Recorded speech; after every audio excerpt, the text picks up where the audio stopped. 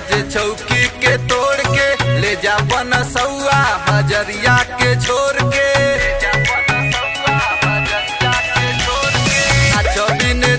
आज चौकी के तोड़ के ले जा बनसौआ हजरिया के छोड़ के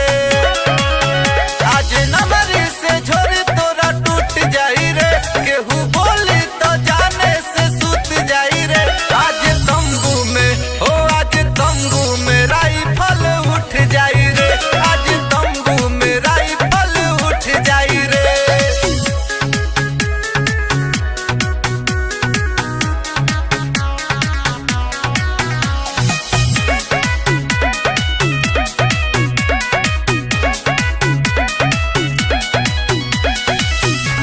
से बबुनी जनी घबरा तू तोड़ी दया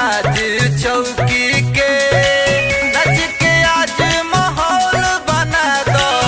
कमरा पंछौकी के नच से बबुनी जनी घबरा तू तोड़ी दया चौकी के नच के आज माहौल बना दो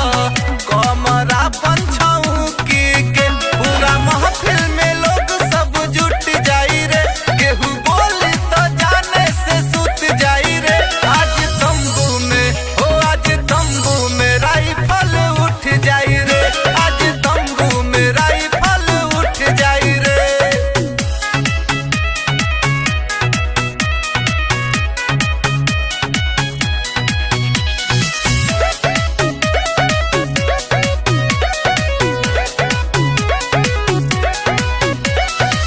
बारू तू एकदम कटीली नचनिया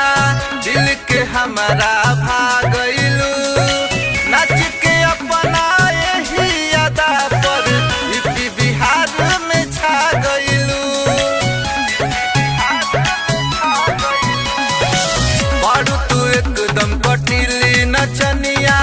दिल के हमारा